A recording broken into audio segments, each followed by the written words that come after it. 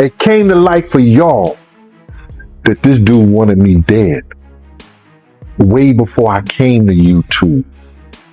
I'm not the type of dude that you can come up on like. Bro, listen. We out here what kind of content? You're not gonna tell me what to do. You can't come up on me. Bro, listen. If you come up on me, I'm gonna knock you the fuck out. That's what I say. You don't do what? That's what I say. Bro. That's what I say. No. Gene Deal, a former associate of Sean Diddy's Combs, has faced criticism from Diddy's supporters after speaking publicly about his experiences. Recently, comedian Katt Williams voiced support for Deal, adding new attention to the situation. Allegations of intimidation have circulated for years, and many are now watching closely as tensions between the two sides continue to escalate. What did you do to him first inside the courtroom? Lady. What did you do to Mr. Gene Deal inside the courtroom right before my eyes? And why did I have to get in your face like this and tell you to step back from him? Why did I have to stand in front of Mr. Deal behind me and tell you to back up off of him? Because it was 2 men handling business. And then what happened? But what happened? That's for me to know. But what did you do? So why are you not telling the truth? My name is Candor. I'm transparent. I'm true. You right here. Candor. With you, sweetheart. I can't. But you didn't have the same energy with him when he came outside either. When he came outside, he left. Man, get out of here. He left. He left, yo. What are you talking? What he look like telling somebody to whoop my ass? He didn't tell him that. He wanted me in the dirt and was trying to rock me to sleep. He knew where I was at. Roger Bonds, who once worked as part of Diddy's security team, claimed that Combs encouraged his staff to confront Gene Deal. Gene has since stated that he's been taking extra precautions and avoiding certain areas, citing concerns for his safety. Reports suggest there may be ongoing efforts to monitor or pressure him behind the scenes, though these claims have not been independently verified. That this dude wanted me dead way before I came to YouTube. Because I was having meetings with serious dudes in the street. And he refused to sit down.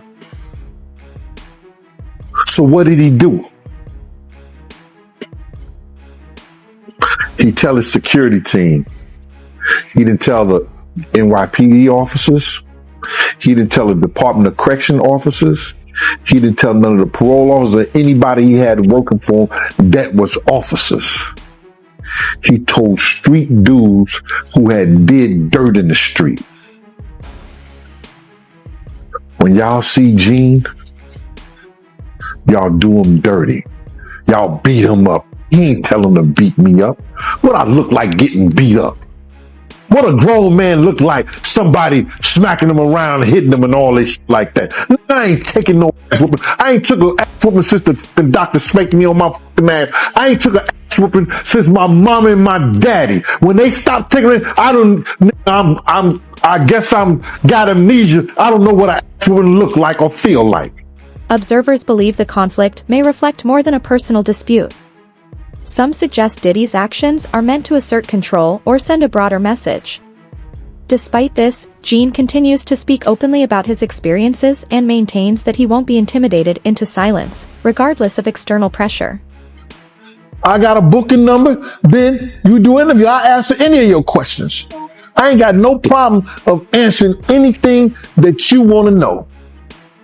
All you got to do is pay my fee and I'll be there. He said, well, you ain't going to tell me how to get the contact. And as soon as he said that, and he came like he was coming close to me, I took it back to 92. Wu-Tang. Protect your neck. And that's all I'm going to say. I took it back to that. I took it back to 1992 Wu-Tang. Protect your neck. And he know what I'm talking about. Then when I did that, then next thing you know, a girl came, the guards started coming and stuff like that. And he told the guards, yo, watch the camera. He hit me. That's what he said to the guard. So one guard was like this. One guard got in front of me and I moved. He said, yo, Gene. He said, yo, Gene, because he know me. He said, yo, Gene, you could just knock me down, bro. Just take a couple of days and get up out of here. And so I was leaving. So he ran and got his camera, and then somebody called my name. He called my name like that. I turned around and I just said to him, I said, yo, bro, I'm not that dude that you could just run up on. I'm not that dude that you could say whatever you want to say. I'm a grown man. You understand? I'm not that dude that you could say whatever you want to say to, because if you run up on me, I'm going to knock you the F out. And that's how that went, bro. And there's nothing I'm proud of. You understand? But you don't talk to grown men. I don't care what kind of YouTube show you got. I don't care what kind of, you want to go viral, you want to do this and you want to do that. You conduct yourself as a gentleman. You want to call yourself a reporter. You don't see all the reporters who went to school. You don't see all the reporters who got their degrees, who got, who worked up the ladder to become who they are, yelling and screaming and cursing and saying all kind of crazy shit to people. You don't see that. But if that's what you choose to do, you choose. According to Gene, pressure to remain silent has existed for years. He says individuals connected to Diddy have repeatedly advised him to stop sharing private details. Those familiar with the entertainment industry note that high-profile figures often react strongly when their reputations are challenged. Comedian Katt Williams, who has also spoken publicly about similar issues, has faced his own share of professional consequences. Hey, you cool, man? How you doing? I'm cooler than a fan. They took my children from me. Yeah, I mean, how terrible is that? I did want to ask. The cops, allegedly found some guns, and yeah, they always find guns. I never leave without my girlfriend. I'm on the middle of an interview, sir. Sorry about. They found guns and drugs. Now, drugs? That's what it was reported. Sir, you can look at my paperwork. There was no drugs. Weed is not a drug. Yeah. I mean, do you think that's safe for kids to be around guns and stuff like that? I mean, I'm just curious. How do you keep this kid safe without guns? They were in a lockbox that the police broke. Oh, okay, yeah. I mean, saying, if the police come in and raid my place and break into my gun boxes, you're gonna find guns. But these aren't. Well, I'm not in a gang. What difference does it make? Now, you were actually stopped for this and let go because you have a license for it. No, right? This is their 9th time coming to my house. The problem was this time they came to my office and took my kids from an office, not from my house, from an office. So now when I can't have my kids at my office, that's an issue. I must be the most terrible. Katt was still wearing Kevlar to bed. To bed. I would get in bed with him at night and he would have Kevlar on. What? In bed. Roger Bonds claims the tension between Diddy and Gene dates back to 2008, well before recent investigations into Combs' conduct. Gene has described walking away from the circle after witnessing troubling behavior. He has since continued to speak out, alleging that his knowledge of past events has made him a target of scrutiny. And he was like, yo, if y'all see Gene, I'm telling y'all, man, somebody better punch him in the face. Somebody better do something to him, man. He out here doing this, that. And we'd be like, all right. Okay, so when was this? Because was Gene doing interviews at this point? Yeah, we talking like 2008, 2009. Gene was spreading the word. Gene was always bad-mouthing Gene. Wait, hold on. Vlad TV started in 2008, 2009. YouTube was really early. No, he wasn't doing YouTube and stuff. He was going around talking a lot. And we all from Harlem. So he was just talking a lot of shit. And it's a small, Harlem is small. So what was Gene Deal saying during that time? What did you hear? He basically was talking about Puff and woman that was going on with him and Kim. Puff being gay, with him and Usher, shit like that. He was talking the same shit that he's talking now on a major scale, but he was spreading it around Harlem. Okay. So it was basically a thing where, if y'all see that, man, I'm telling y'all better hear he got hands put on him, this, that, and the other. But another creator, known online as Tissa, reported being approached by Diddy's supporters outside a courthouse while covering the ongoing story. According to her, the group issued verbal warnings intended to discourage further coverage. Witnesses say the incident occurred in full view of police, though no formal action was taken. Hit dog will holler. A hit dog will holler. So listen, let me just tell you something, right? Because this is an interesting point that Lovely T actually point out. All the people with money, power, influences, Diddy's equal. They refuse to come and support this man because they know something was wrong. But there are a million broke, dusty, desperate men out here trying to bully women. It was a travesty. It was an all-out circus. Everybody, including myself, are running to safety. I've got a question for you, Tisa Tells, and everyone's going to want to know this. You're in a car right now. You had to leave the courthouse. Why? I had to leave the courthouse because Diddy's supporters were out of control. The first time I ran and did my live, of course, I had 2 armed security guys.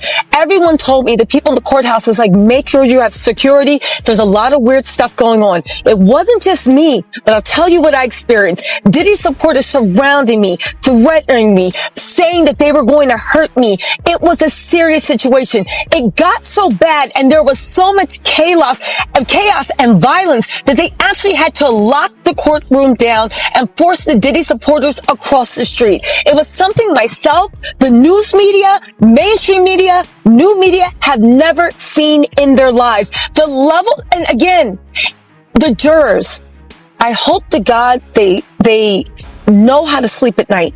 Because again, I'm sure they did their duty. But when all that chaos was happening, as I was being threatened and ushered out by armed security people, I thought, this is what the jury did. They sent a signal that it is okay to use violence. It's okay to drug people up. It's okay to live a life of debauchery. It's okay to do whatever you want. Because guess what? If you work hard enough and you have enough money and enough delusional fans and you have ingrained yourself in culture enough that you can do whatever you want.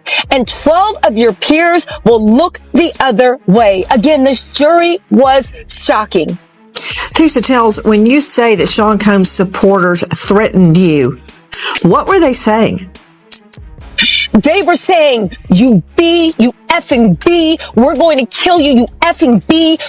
Apparently I work for the feds. You're a plant. You made this all up because of you. Again, they're not. Tissa and Jean are not alone in reporting pressure. Last year, actor Jamie Foxx was hospitalized following a serious health incident. Soon after, speculation arose linking his situation to conflicts within the industry. While no direct connection has been proven, Fox later mentioned that he had experienced harassment from people associated with high-profile figures. The timing of these events has prompted broader questions about the risks of speaking out. Actor Jamie Foxx was injured during an altercation at a Beverly Hills restaurant. Foxx is speaking out about the incident, which is being investigated by police. It comes just days after the Oscar winner revealed for the first time that a brain bleed caused him to suffer a stroke last year. Here's ABC's Phil Lipoff. Tonight, actor Jamie Foxx is recovering after an altercation at his birthday dinner in Beverly Hills left him needing stitches. Local police received a call about an incident at the high-end Mr. Chow restaurant near Rodeo Drive just after 10 p.m. Friday night. A representative for the actor saying someone from another table threw a glass that hit Foxx in the face. It's unclear whether Foxx was involved in the fight or merely a bystander. No arrests were made, but the investigation remains ongoing. It has already been an eventful month for the Oscar winner. In his recently released Netflix stand-up special, Foxx opened up about the mysterious health crisis that put him in the hospital for several weeks last year. I was fighting for my life, but I'm here in front of you. Foxx telling the audience a doctor gave his family a grim diagnosis. He told my sister some horrible news about her big brother. He said he's having a brain bleed. Has led to a stroke. But now, the actor is proud he beat the odds. I said I couldn't walk, but look at me now. And Lindsay, Foxx appears to be keeping this positive attitude through this latest incident, writing on social media this morning, "The devil is busy, but I'm too blessed to be..." Those who have publicly accused Diddy have sometimes faced legal or personal setbacks. One example is Keefe D, who had previously mentioned Diddy in connection with the unsolved murder of Tupac Shakur. Shortly afterward, he was attacked while incarcerated under unclear circumstances. His earlier claims referenced alleged payments and hidden motives, matters that remain under investigation and without definitive proof.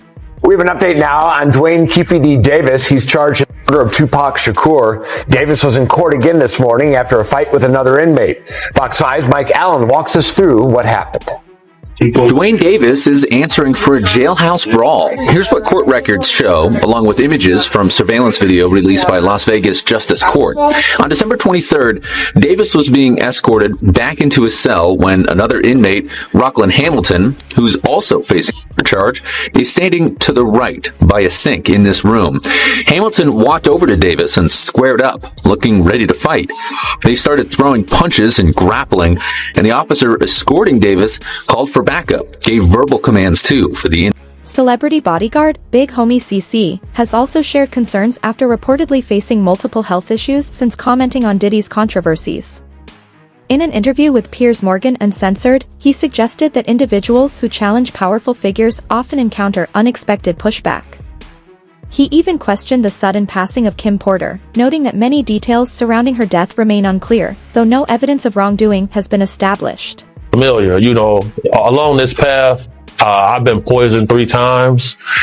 My toxicology report showed cyanide, and cyanide metabolizes into pneumonia in your body. So I've had pneumonia on 3 occasions. And these problems didn't start for me until I started to speak out about people like this. It's been a hard time to line up this interview because the last time I was scheduled to be in this interview, randomly, our car gets hit from the side by a blacked out vehicle, no license plate. That's happened 3 times this month so far. Really? Somebody didn't want me to do this interview. Yeah, somebody didn't want me to do this interview. I'm somebody where I've had FBI come to my house before and tell me they found a threat against my life. So, I'm well versed in this world. But, I got round the clock security. One of them was sitting right here with me right now. This is a dangerous game people are playing, and it's a good feeling for me to see the justice system prevail, and some people deserve retribution. You clearly feel that Sean Combs over the years has made people disappear. Right. Well, Pierce, let me ask you a question. From your journalistic perspective, have you ever noticed how in this industry, people untimely meet their demise as soon as somebody else seems like they're having a problem? Have you ever seen that before? Well, there was, of course, the case of one of his other ex-girlfriends, Kim Porter, who died of pneumonia at a very young age. You just referenced your own situation with pneumonia that you believe was deliberate poisoning. Do you believe that may be what happened to her? Why are so many people coming down with pneumonia? Why is that happening to everybody? What is that about? Where have you ever seen this many cases of pneumonia associated with one situation? So, there were rumors. I'm not saying. Well, I was going to mention on this that there have been rumors circulating online that Diddy may have poisoned Jamie Foxx, which caused his 2023 hospitalization. In his Netflix show, he compared Combs to the devil in revealing his near-death experience after a brain bleed and stroke. He said, I say this all the time. I saw the tunnel. I didn't see the light. It was hot in that tunnel. Have I gone to the wrong place? I looked at the end of the tunnel and I thought I saw the devil saying, come on. Or was that? Despite criticism and threats, Gene Deal continues to speak out publicly. In recent interviews, he has emphasized his commitment to transparency and stated that intimidation tactics will not silence him. Even after incidents near the courthouse, Gene insists he remains focused on sharing what he knows and allowing the truth to emerge through proper channels. And God knows I could bodyguard myself with his blessings. I could bodyguard myself with his blessings, bro. I'm not worried about that. Nothing beats an ambush, and I know that. But I'm not worried about his shit. People just need to talk about something. They want to have something to say, man. Oh, Gene got to be worried, so like that. So, shouldn't I have been worried when he was out here on the street? When he was out here on the street, I should have been worried. Yo, bro, August the 14th, 1999. High speed chase in Harlem. You understand? I didn't know that he didn't send nobody after me then. Cause niggas do that shit. They'll send somebody at you. I've seen dudes that do shit and they have niggas right there in the same clique and they didn't even know he did it. So how I know those 4 guys, 5 guns to my head wasn't sitting by him. When Roger Bonds come and say later that Diddy wanted something done to Gene Deal. I know. Gene has alleged that during Diddy's previous legal troubles, intermediaries reached out offering financial incentives in exchange for his silence. Having spent more than a decade working closely with Diddy, Gene claims to understand how far those in power may go to protect their image. He maintains that he will not be influenced by such offers. Or tried to get you to stop talking about him. This is relayed to me by Kirk Burrows. This guy is like this with Diddy. You seen him on Drink Champs with him. You see him walking the streets in Miami with him. The whole 9 yards. So I'm saying to him, what does he want to talk to me for? He ain't got enough to say. He ain't got nothing to say to me. He said, yo, Gene, he said enough is enough. You know what I'm saying? Enough is enough to what? And I told Kirk Burrows, yo, if he wanted, I said, he don't want to talk to me for himself. He wants to talk to me for Diddy. And I ain't got nothing to say to him. He ain't said enough is enough to Wolf Mother when he cursed out and told her all kinds of shit. Did he say enough is enough to Big's mother? What do you mean enough is enough? And that's how that conversation went. How did you feel about it after you were done? I felt that, like, because they must have got at Kirk Burrows, because Kirk called me with the bullshit. Yo, you gotta fix that. You know this, man. God, excuse me. Listen here, bro. I don't care nothing about none of these industry cats and what they do and how they do it. That's their business. You understand? I don't tell a man how to screw his wife and how to spend his money. You don't tell me what I got to do with my time. Point blank. Do you feel like at some point Diddy could try to come after you or do something? You know, being that he's went after a lot of people. He's did a lot of stuff. With exposures, you make yourself vulnerable to all kinds of attacks, seen and unseen. What happened to my friend? When he passed away, there was $250,000 on my head and $150,000 on his. But what if I had decided to go back with my head held low and said, Sean, I'm willing to play the game, and then found a way to get inside of him and move him around? Reports suggest that financial dealings surrounding Diddy's business ventures are also being scrutinized. Some of Gene's associates claim he was warned to remain quiet after raising questions about where certain funds originated.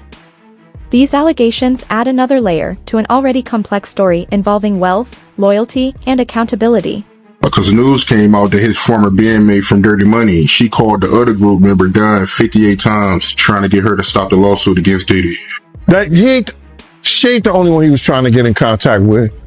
You understand? He sent somebody through somebody else to try to get in contact with me, telling me enough is enough. Oh, okay. You tell Big Mama that enough is enough. You can't tell Wolf Mama enough is enough. You tell D Ferg Mama enough is enough. You understand?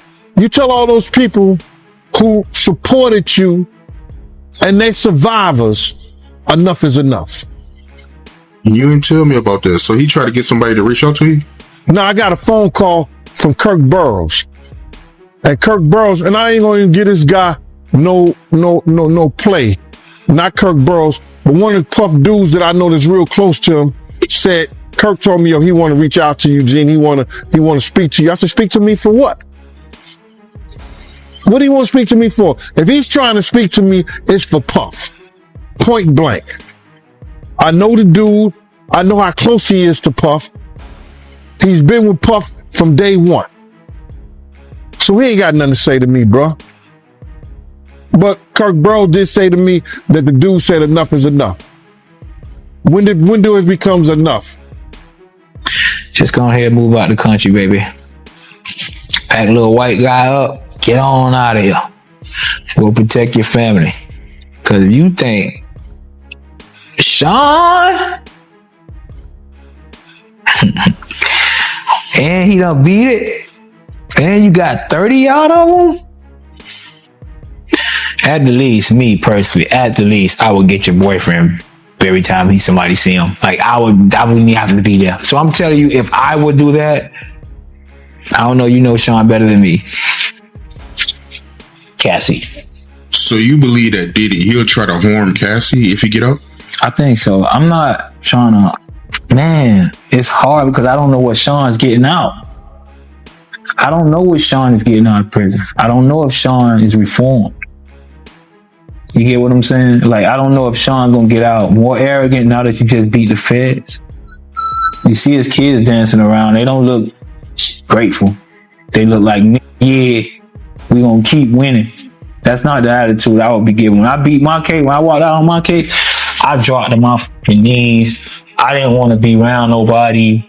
I'm happy as shit. I'm not celebrating blowing up in the law face because I know I was just fucking crying, begging God. Nobody was in there with me. I was begging him. So how I look like to get out here and act like some macho hero, like I wasn't just being a little bitch on my knees for my father to save me when nobody else would. So I don't know what P. Diddy getting out. But me, personally, you took 30 million from me, I would advise you to get, I would get out and tell you to leave. Diddy's public image is now under sustained pressure as more former insiders come forward. What were once rumors are becoming detailed testimonies backed by documents and interviews. The narrative is still developing, and as more voices speak, the broader picture of power, influence, and silence in the entertainment world continues to unfold.